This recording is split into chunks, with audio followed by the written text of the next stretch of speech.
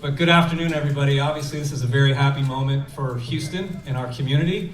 Having been awarded a host city status for the 2026 FIFA World Cup, it's been a long journey. Janice is going to talk a little bit about that. It goes back a long ways. But I'm just going to kick it off by turning it over to Mayor Turner with opening remarks. Look, let me just start off. Number one, congratulations to Houston Harris County. That's not. And I will tell you, when it went from Dallas to Atlanta, the heart stopped, and but then came back to Houston. I do want to from the very beginning, let me thank Chris Canetti. Just been awesome. John, thank you for spearheading.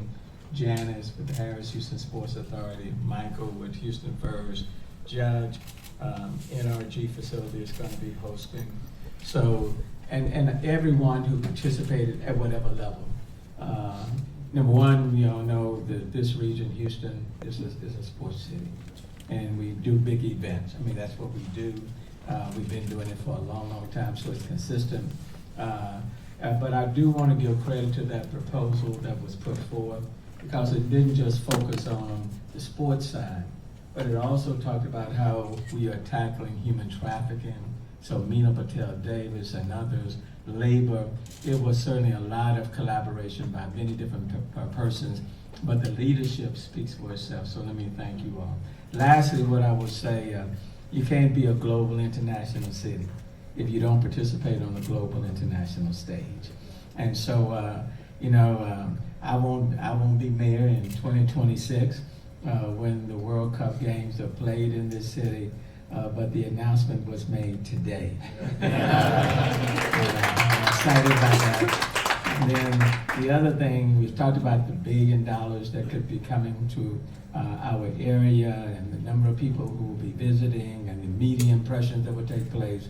But quite frankly, the benefits from being selected, those benefits started when the announcement was made, because people are already talking about the city of Houston. Businesses will be ramping up between now going into 2026. Businesses that don't even exist today will want to take advantage of what will be taking place in 2026. So the benefits don't start in 2026. The benefits started when the announcement was made. And for that, let me give a great deal of credit to the people in Houston, Harris County, the diversity, the inclusivity, because this was an affirmation of who we are and how we coexist and how we work with one another. So I'm happy, I'm ecstatic. I told some people that I went to the dentist today, stitched up and all. I told the dentist, you are not going to have me miss this announcement. So I'm happy, gratified, and terrific. So let me pass it back. Now let me give it to County Judge Nina Hidalgo. Mayor, thank you. And yes, you are Mayor at this moment, and I can tell you guys how many tours Mayor and I have done with the FIFA delegation and with all of these folks who've been working really, really hard. I mean, if we did many, you guys did twice as many. But ultimately, the credit goes to the community. We're showcasing what Houston means, what Harris County means. It's a diverse community. It's a strong community. It's a community that comes together through the love of sport. It's a community that has successfully hosted just so much. Of course, on behalf of Harris County, I'm so proud to see that's going to be at the county's NRG Stadium. I know, yes, I think that does deserve a round of applause. And look, it was 2018, right, the North America was announced. And so pretty much my entire tenure has been working with all of these folks, but credit ultimately goes to the people of this community. And folks are saying, Judge, you just look so excited. And the truth is, y'all, I am on such a deeply personal level. I grew up watching the World Cup. Every World Cup I've watched. I've never been to a World Cup, so the first one I go to will be one in my home county, in our county's NRG Stadium. I have so many memories, whatever time of day or night the World Cup was going on. I was there watching it. As a little girl, we would make the trophy out of tin foil, and I know exactly what it looks like. I'm not the artist, but I sure fashioned myself one when I was little. And so I know how much this means, not just to people who play soccer. I'm holding a ball. I'm not going to pretend I'm very good. I'm a runner for a reason. But I will say it's just such a big thing. The last World Cup, 3 billion people watched it. Half of the population of the world. That's what this is. And can we do it successfully? Of course. We've not done something like this before, but we are known for doing things we haven't done before. And if any community can do it, it's this one. I hope people take the time to not just be proud of the economic impact, Mayor, that this is going to have, of these incredible leaders that help make it happen, but also of the fact that we are all going to be having a whole lot of fun in 2026, and if any community deserves it, it is this one, is Houston, Harris County. So thank you so much. I'll pass it on to John Arnold, who's been the tip of the spear on this effort. So I've been to 7 World Cups. They are a lot of fun. I want to start just by thanking you, Mayor Turner and Judge Hidalgo. They weren't kidding. We asked a lot from them, and every time we asked, you showed up, and FIFA saw that, and they remarked on it. And what we have in this community, where there's no tension between the various organizations, is really special, and that brought us together, and that made our bid, I think, that much stronger. Because one of the things that we heard repeatedly was that we were the most organized city, the most united city, the most aggressive city, and that was really a differentiator. And there were 17 very capable competitors for these 11 spots that went to American cities, right? And you have your New Yorks and your LAs, and then it what came to how do you differentiate amongst those other cities? And I think what we've seen in Houston with everybody coming together, and what we told FIFA and what FIFA saw was that we could throw this event and there were going to be no questions. There were going to be no issues about it. They weren't going to have to worry about us. And that's the comments that we heard back. And I think that's a testament to the Harris County Houston Sports Authority, which, this is my first introduction being chair of this bid committee. I didn't realize 4 years ago when we started out just how much work went into bidding for and throwing these events. Right? And so for Kenny Friedman and Hugh Janis, everybody on the board, all the staff, right, huge kudos to you. And of course to Chris Canetti, right, who, without you, we wouldn't be here. You left the Dynamo job in 2018 for a year of public service to go run this bid. Right? And the year turned into 4 more years. 4 more years. But it's just a remarkable time, and we're so happy. What a great day. So 25 years ago, the Harris County Houston Sports Authority was birthed into existence. This was the year of our anniversary when this community stood up and said, yes, we are the 4th largest city and the 3rd largest county, and we need to have professional sports teams here. And they voted to build these buildings that we have just had wonderful events in. And really, for the last 10 years, I've spent my life working up for this day. And I thought the mayor was going to have to pick me up off the floor when they skipped from Dallas to Atlanta. I said I didn't create a speech to lose. We only created a victory speech because Houston deserves it. I'm most happy for our community and the citizens that said yes 25 years ago and have stood behind the Sports Authority and been there for us. I'm so thankful to everybody at this table. John, when I asked you a year ago, or 4 years ago, I didn't even know John Arnold, and I knocked on his door and we had a meeting, and Kenny and I came. I remember saying, it'll just be a year, it won't be that much work. And here he is, and you've just been so dedicated. I'm so thankful for everything you've done. And Chris Canetti, when he had a great job and he was running our MLS team, but knew that when I came to him and we needed him, he said yes. And Chris, without you, we wouldn't be here, so thank you so much. I appreciate it. Wonderful job. And I'll just end with this. You can't whistle a symphony. You need every instrument. You need every beautiful sound, and you need it to be orchestrated by a conductor beautifully. And the only way that we win these bids is because we work together. City, county, community, we do it. Houston deserves this. What a great win today. That's well said, Janice. at Houston First, we spend a lot of time thinking about Houston's brand and how we can find platforms to be able to tell that story of who we are. I couldn't be happier for the results today. I mean, could you imagine a more significant win on a global stage like this? So I don't want to repeat all the kudos to all the leadership, but what everybody said is all true. You can't get these things done without working together, without the right leadership that works every day to be able to get this done.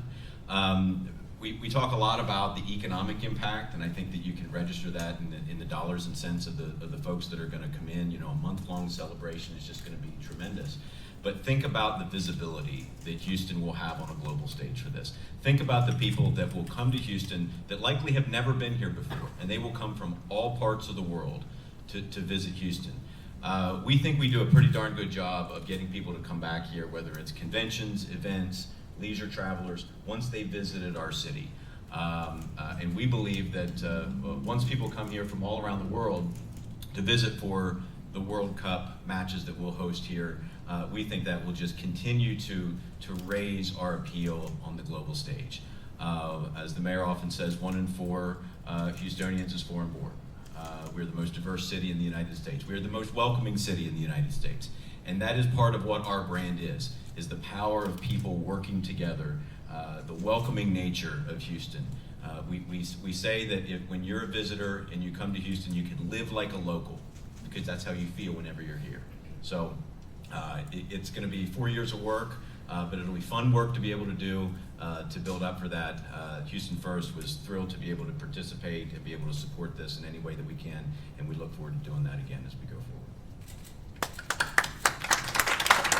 Thank you, Michael. I don't even know where to begin. I don't have a victory speech, to be honest with you. But I'll just say a few things. It started with the leadership of this community from the top. When I looked down at Mayor Turner, Judge Hidalgo, they had a vision for this World Cup clear from day one. And when I would walk into the city hall or the county offices and ask for something from their staff, everybody would stand up and say, oh, this is the World Cup. And it was clear that the mayor and the judge wanted this to happen. So we had the full support of the city and the county behind us 100% of the way. Janice had the vision to create a position where we had somebody focusing on the World Cup 24/7. We were the only city out of all of them in the country where there was a specific focus on this World Cup event. So that shows you how important it was to our community. And thank you to Janice and Kenny Friedman for having that vision and putting me in that place. So thank you. And Michael's staff at Houston First, I was really like a one-man band with the support of the Sports Authority, and we needed the resources and the assets of Houston First to pull off big things. And Michael's staff was always there and still will continue to be there and be a big player and planning this thing as we go forth.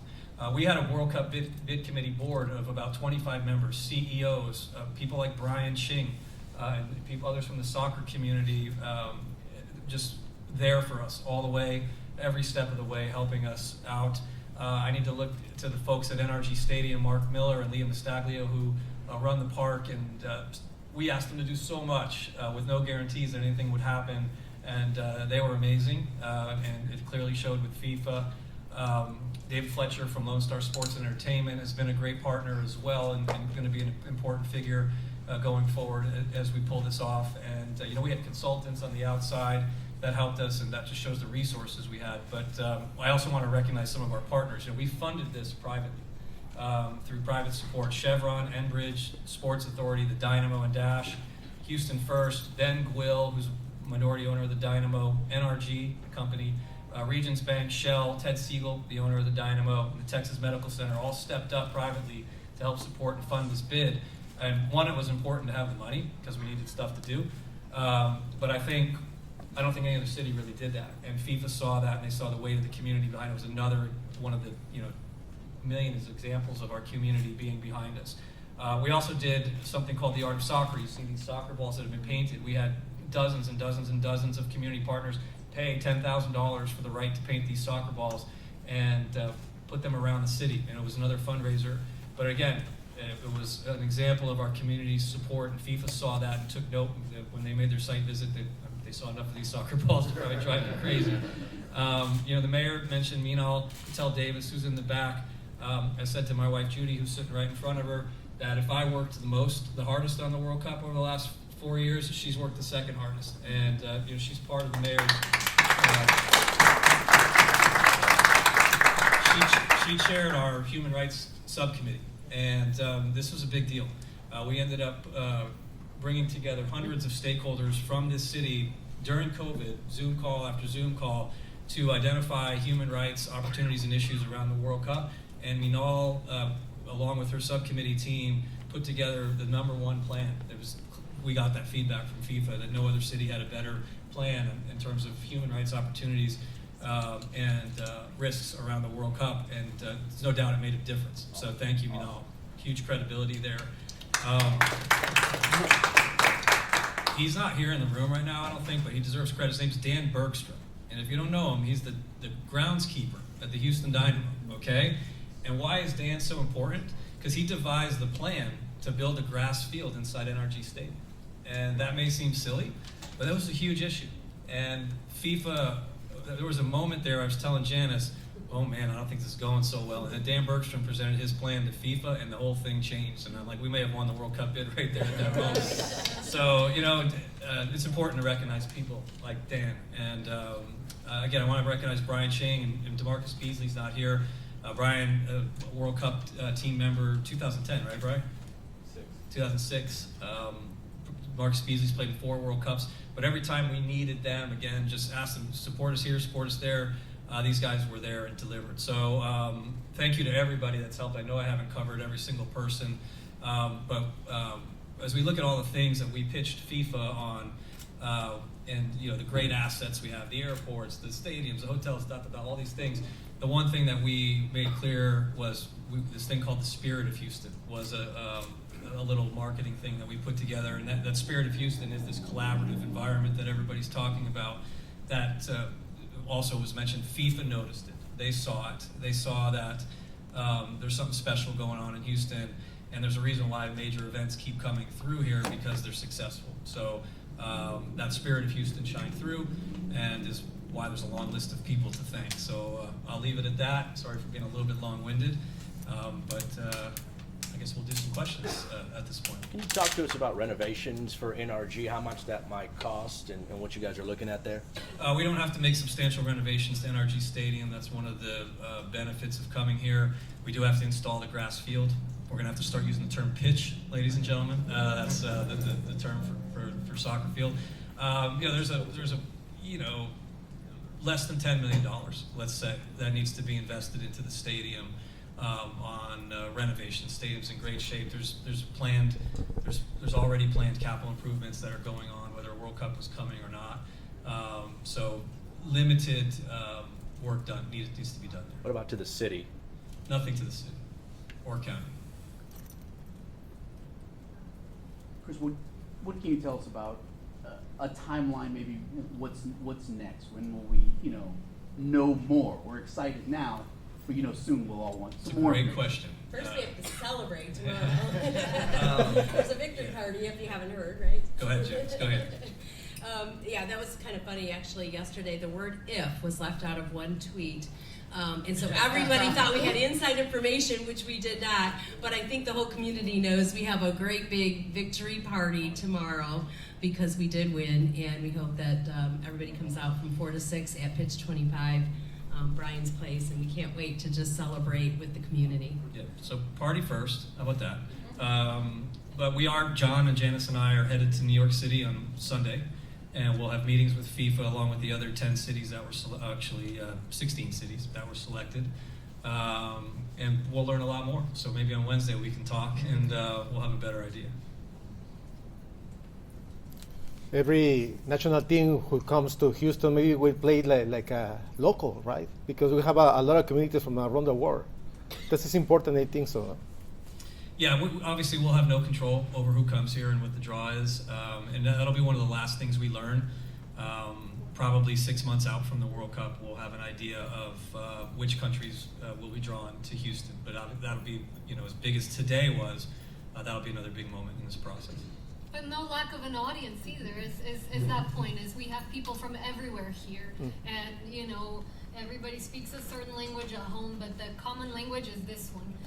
And that's what makes this community such an incredible host. So the folks that are here, they're sure gonna have someone to cheer on, and everybody that we welcome, all the visitors we welcome, they'll find a piece of home here in Houston and Harris County, and I think that's what made this bid so compelling, and what makes this just so wonderful, not just in economic terms, but in human terms. Pues Alina Hidalgo, en español, si pudiera hacer unas palabras acerca de la importancia del día de hoy, de esta decisión de la FIFA.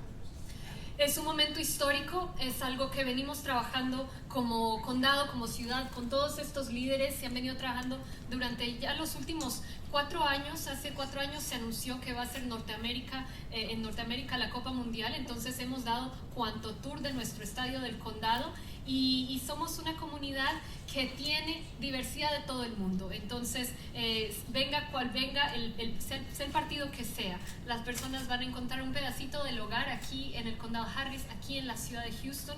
El alcalde y yo estamos ambos muy orgullosos. Es algo que hemos trabajado los últimos años con mucho compromiso, y que todos estos líderes han venido trabajando día y noche. Va a ser algo económicamente importante para nuestra región, pero además como seres humanos nos enorgullece, es una fuente de alegría, de diversión, y ya entendimos también que nuestro estadio de NRG está prácticamente preparado para esto. Nuestra ciudad está lista y estamos nada más anhelando que venga el 2026 para poder disfrutar. Bromeamos que Jonathan ha ido a 7 copas mundiales. Yo personalmente a ninguna, pero desde chiquita veía todas las copas mundial tras mundial. Entonces poder celebrar el primer mundial en persona, aquí mismo, en mi comunidad, en nuestro estadio del condado, wow, qué felicidad para todos nosotros, y esto lo merece la comunidad entera. Esto lo logró nuestra comunidad. I don't have anything to add to what you said.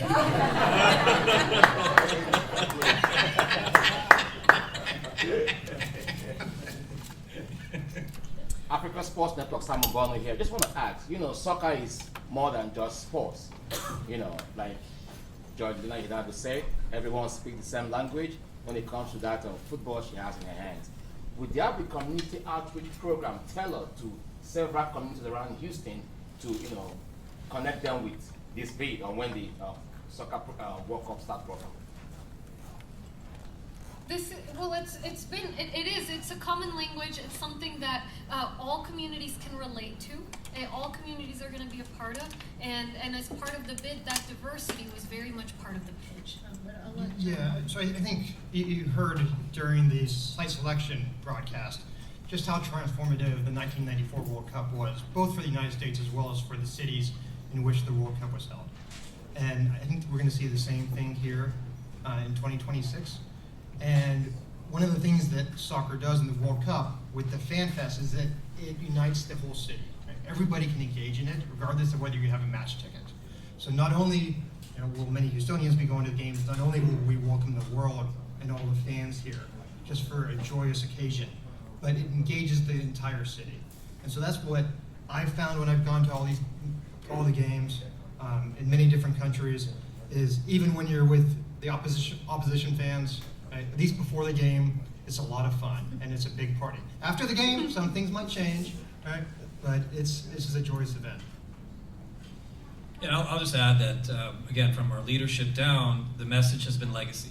And when the final whistle blows and the games are gone and everybody's gone out of town and the excitement's over, what is the positive impact that's been left in our community?